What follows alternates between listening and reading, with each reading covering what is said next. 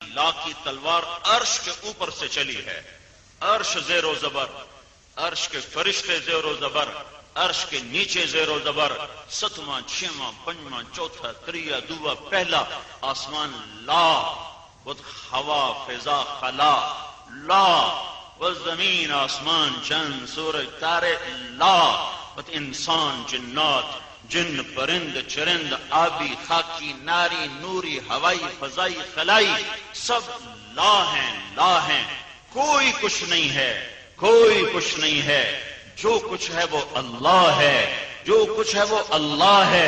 جب لا کہا وہ لا ہوا، وہ لا بھی اس میں لا ہوا، جز لا ہوا، کل لا ہوا، پھر کیا ہوا؟ اللہ ہوا۔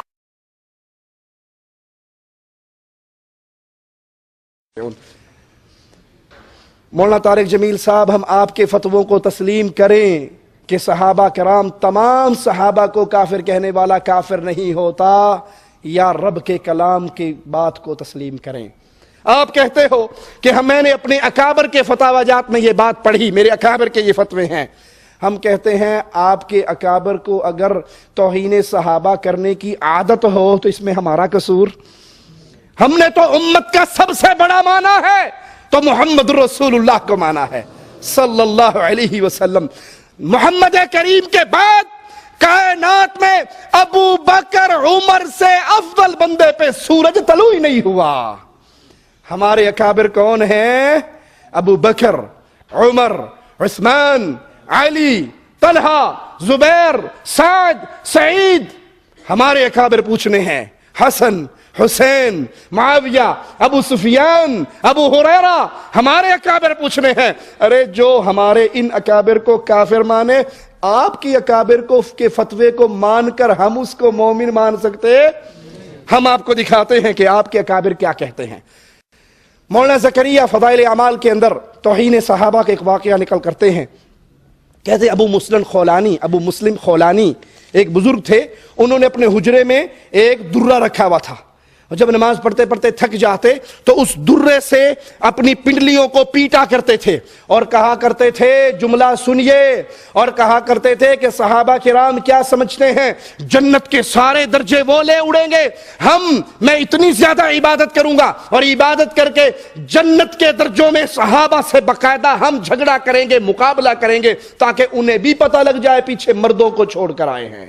انا للہ و انا الیہ راجعون۔ ارے محمد کریم کے کسی صحابی کی 2 رکعتیں ابو مسلم خولانی کی زندگی بھر کی نماز ان 2 رکعتوں کے برابر؟ اور کیسے ہو؟ عمار بن یاسر پہرے پر تھے، ان کے ساتھی پہرے پر تھے، پہرے پہ نماز پڑھ رہے، دشمن نے تیر مارا، سورۃ کہف شروع ہو چکی تھی، تیر ہاتھ سے نکال کے پھینک دیا، نماز جاری رکھی، دشمن نے دوسرا مارا، تیر نکال کے پھینک دیا، نماز جاری رکھی، دشمن نے تیسرا مارا، تیسرا تیر لگا، تیر نکال کے پھینکا تو خون کا فوارہ چلا، جلدی سے نماز مختصر کری، سلام پھیرا، عمار بن یاسر کو جگایا، انہوں نے کہا، پیارے بھائی جب پہلا تیر لگا تھا مجھے کیوں نہیں تو نے جگا دیا؟ کہا تو پہلے کی بات کرتا ہے عمار، اگر مجھے نبی کریم کی دی ہوئی پہرا دینے کی ذمہ داری کا احساس نہ ہوتا، مجھے نماز میں اتنی لذت آ رہی تھی، میرا سارا خون نکل جاتا، میں مر جاتا، لیکن نماز نہ چھوڑتا۔ حنفی عقیدے کی سب سے معتبر کتاب فقہ الاکبر ہے، اس میں لکھا ہے، ذرا سنیے، سب الشیخین لیس بکفر، کوئی اگر ابو بکر اور عمر کو گالیاں دے تو ان کو گالیاں دینے والا کافر نہیں ہو سکتا، مسلمان باقی رہے گا۔ انا للہ و انا الیہ راجعون۔ ہم کہتے ہیں مولانا طارق جمیل صاحب آپ کو مبارک ہو، آپ کے اکابر، ان کے فتاوی جات، اور ہمیں مبارک ہو محمد الرسول اللہ کی حدیثیں اور ہمارے اکابر کے فتاوی جات۔ یہ بھی سن لو کہ تک صحابہ کو کافر کہنے سے آدمی کافر نہیں ہوتا، یہ اپنے ہی اکابر کے فتاوی میں میں نے پڑھا ہے۔ ایک آدمی کہتا ہے سارے صحابہ کافر تھے، اس پر اس کے کفر کا فتویٰ نہیں آیا۔ یا رسول اللہ، Can you pray to the Prophet, peace be upon him, say Ya Rasulullah? Absolutely. واہ یا رسول اللہ۔ محرم میں کیا سارا سال یزید پہ لعنت پڑتی ہے؟ میرا سوال ذاکر بھائی سے ہے کہ ہمارے یہاں اسلام کو ایک نیا شکل دیا گیا ہے، وہ تبلیغی جماعت کے نام سے مشہور ہے، جس میں مسلمان جو ہیں وہ 40 دن اپنے گھروں کو چھوڑ کر مسجدوں میں رہتے ہیں، اور پھر اس میں ایک ایسی کتاب پڑھی جاتی ہے جس کا قرآن و حدیث سے کوئی تعلق نہیں، جھوٹی حدیثیں اس میں بھری ہوتی ہیں، فضائل اعمال یا پھر تبلیغی نصاب کے نام سے وہ مشہور ہے۔ آپ اس کے بارے میں برائے مہربانی تھوڑا سا واضح کر دیں۔ دوسری بات یہ کہ فاتحہ جو لوگ کرتے ہیں اور اس کو یہ صحیح سمجھتے ہیں بالکل، اس کے بارے میں آپ کی کیا رائے ہے؟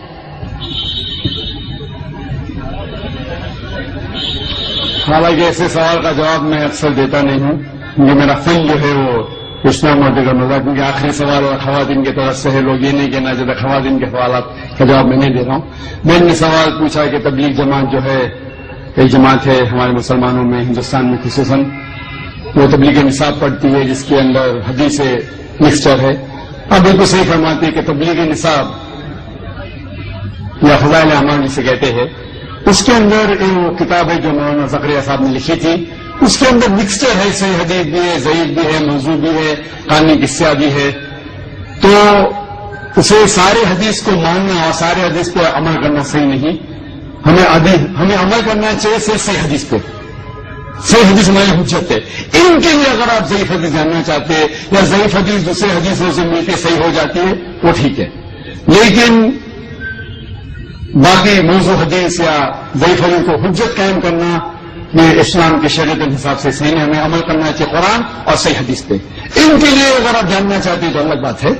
تو یہ اسی لیے یہ افسوس کی بات ہے کچھ مسلمان ایسی کتابیں جیسے تبلیغ نصاب ہو اس کو قرآن سے زیادہ اہمیت دیتے ہیں، جو غلط ہے۔ ہمیں قرآن پہ عمل کرنا چاہیے اور صحیح حدیث کی کتاب جیسے میں نے کہا صحیح بخاری ہے، صحیح مسلم ہے، ان کے سارے حدیث ماشاءاللہ آپ کو محدث ہونے کی ضرورت ہی نہیں، سارے حدیث صحیح ہے۔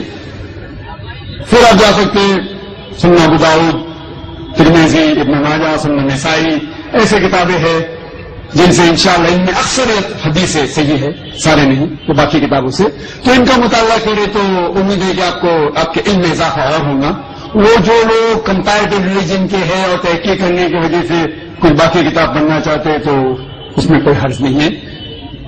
اور جو سوال تھا کہ 40 دن ایسا کوئی میں قرآن مجید کی کوئی آیت نہیں جانتا ہوں جس میں لکھا ہوا ہے کہ 40 دن کے لیے آپ کدھر جاؤ، یا کوئی صحیح حدیث میں نہیں جانتا ہوں جس میں لکھا ہوا ہے کہ 40 دن کے لیے آپ کام چھوڑ کے کچھ جانا چاہیے، یا گشت ہوتا ہے ہفتے میں 1 بار، مہینے میں کم از کم 2 بار، سال میں کم از کم 3 دن، زندگی میں کم از کم سال میں 40 دن، مہینے میں 3 دن، زندگی میں کم از کم 1 بار 4 مہینے۔ یہ سب چیز کچھ قرآن سے حدیث سے ثابت نہیں، قرآن سے حدیث ثابت نہیں، لیکن ہمیں ہمارے مسلمان بھائیوں سے پریم سے پیش آنا چاہیے۔ افسوس کی بات ہے کہ ہمارے مسلمان بھائیوں میں اتحاد نہیں ہے۔ اس کی وجہ ہے کہ کم علم کی وجہ سے ہمیں ان سے پیار سے پیش آنا چاہیے، حکمت سے پیش آنا چاہیے اور قرآن حدیث کی دعوت دینا چاہیے، اصلاح کرنا چاہیے ہمارے بھائیوں کی۔ یہ کہنا کہ آپ غلط ہے اور شدت کے ساتھ ان کی مخالفت نہیں کرنا چاہیے، پیار اور حکمت کے ساتھ۔ جس طریقے سے میں کہتا ہوں سوائن بہنوں بہنوں مسلمان کے لیے بھی کام کر سکتے ہیں، اور اس بات کی طرف جہاں پر ہم میں یکساں ہے، کیا یکساں ہے؟ قرآن ہے، صحیح حدیث ہے، یکساں ہے، اس کے اوپر عمل کرو۔ تو افسوس کی بات ہے کہ ہم حکمت کا استعمال نہیں کرتے، اسی لیے تفرق ہے۔ میں نے ایک تقریر دی تھی چنئی میں جنوری کے مہینے میں، یونٹی میں مسلم امہ، اسلام کی امت میں اتحاد، اور یہ تقریر انگریزی میں ہے جس میں نے فارمولہ دیا ہے کس طریقے سے قرآن اور صحیح حدیث کے اوپر عمل کریں گے تو انشاءاللہ سارے مسلمان اتحاد میں رہیں گے، ایک ہوں گے۔ جیسا اللہ تعالیٰ فرماتے ہیں سورہ عمران میں 3 آیت میں 103 میں، واعتصموا بحبل اللہ جميعا ولا تفرقوا، اور ہم اللہ کی رسی کو مضبوطی سے پکڑے۔ اللہ کی رسی ہے قرآن اور صحیح حدیث، اس کو اگر ہم پڑھیں گے سمجھ کے، افسوس کی بات ہم قرآن سمجھ کے پڑھتے ہی نہیں۔ چند مسلمان قرآن کو سمجھتے ہیں، باقی لوگ تلاوت کرتے ہیں، رمضان میں 1 بار 2 بار 10 بار، الحمدللہ تلاوت کیجئے، اچھی بات ہے، ثواب ملے گا، لیکن صرف تلاوت کرو اور اس کے اوپر عمل نہ کرو تو جنت میں جانے کی کوئی گارنٹی نہیں۔ تلاوت کرو. اگر آپ عربی نہیں جانتے تو اس کا ترجمہ پڑھو, اردو میں پڑھو, ہندی میں پڑھو, مراٹھی میں پڑھو, انگریزی میں پڑھو, جو زبان پہ آپ کو مہارت ہے اس زبان میں پڑھو. بخاری کا ترجمہ پڑھو, صحیح مسلم کا پڑھو اور عمل کرو. افسوس کی بات ہے کہ ہم قرآن مجید کو سمجھ کے نہیں پڑھتے, اسی لیے کوئی بھی آدمی اپنے آپ کو عالم بول کے آپ کو گھومنے لے جاتا ہے. کوئی بھی کچھ بھی کہ فتویٰ دے دیا مان لیے. دیکھو ذاکر نائک جو اسلام میں کہتے ہیں وہ زیرو ہے, شونیہ, زیرو. اسی لیے میں کہتا ہوں اللہ کہتے ہیں قرآن میں سورہ عمران سورہ نمبر 3 آیت نمبر 64 میں تالا کم میں تم سوال پہنا بول. میں اگر کہوں گا تو اس کی اہمیت ہی کچھ نہیں. تو میں جو کہتا ہوں اسلام میں زیرو ہے. میں ہمیشہ قرآن حدیث, قرآن صحیح حدیث. تو جو بھی عالم کچھ بھی آپ سے کہتا ہے اس سے پوچھئے کوئی ہاتھ بڑھانا کن, آپ اپنا ثبوت پیش کرو. ان کو صادقین اگر آپ سچے ہیں کہ قرآن مجید کی آیت سورہ بقرہ کی سورہ نمبر 2 آیت نمبر 111 میں کوئی ہاتھ بڑھانا کن, ان کو تم صادقین, آپ اپنا ثبوت پیش کرو اگر آپ سچے ہیں. اگر آپ کے ثبوت پیش کریں گے تو اسلام میں ہر مسلمان کو 40 دن دینے کا, تو میں جاؤں گا بے شک. Yeah? So, flipping the argument around, sometimes people tell you Allah is not on His throne. Even until now, Muslims, they'll be amongst us, they pray with us, they'll say Allah is not on His throne. Now look how they make it sound respectful. If you say Allah is on His throne, you are physically limiting Allah. You see this word? Makes the Muslim guilty. You are physically limiting Allah if you say He's on His throne. Don't physically limit Allah. Where did you get this term from, physically limiting? But they just make you ashamed. Don't say Allah is on His throne. If you say that, you're physically limiting Him. But what's the flip side of that? The flip side is that He's physically everywhere. And these people until now, they never answer the question, is He in the bathroom? They stay quiet. Is He in the church? They stay quiet. Is He in other places that you wouldn't be caught dead in these places? They're quiet. Is He in the bar? They're quiet. So, if you don't want to say He's on His throne, and by the way, Allah said He's on His throne 6 times in the Quran.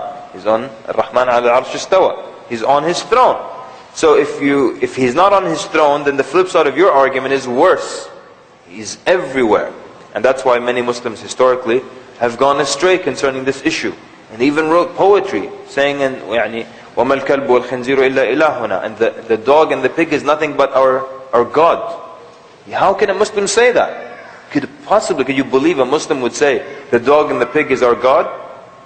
You wouldn't believe that, right? But they did. Why? Because it started off with this concept. Initially trying to respect Allah, but the flip side of it was worse than what they were trying to avoid in the beginning.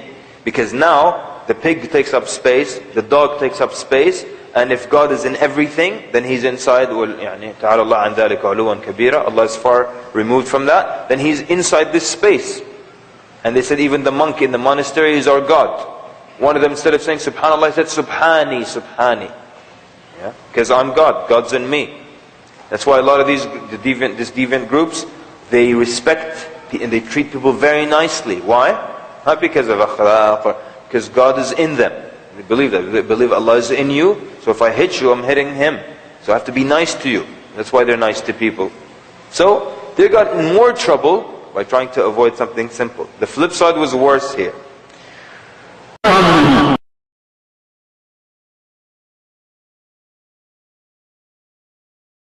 لا کی تلوار عرش کے اوپر سے چلی ہے. عرش زیر و زبر, عرش کے فرشتے زیر و زبر, عرش کے نیچے زیر و زبر, 7واں 6واں 5واں 4تھا 3 2 پہلا آسمان لا, خود ہوا فضا خلا لا, والزمین آسمان چند سورج تارے لا, بت انسان جنات جن پرند چرند آبی خاکی ناری نوری ہوائی فضائی خلائی سب لا ہیں. کوئی کچھ نہیں ہے, کوئی کچھ نہیں ہے. جو کچھ ہے وہ اللہ ہے, جو کچھ ہے وہ اللہ ہے. جب لا کہا وہ لا ہوا, وہ لا بھی اس میں لا ہوا, جز لا ہوا, کل لا ہوا, پھر کیا ہوا, اللہ ہوا. The Prophet asked a slave girl, where is Allah? And she pointed to that. Where is Allah?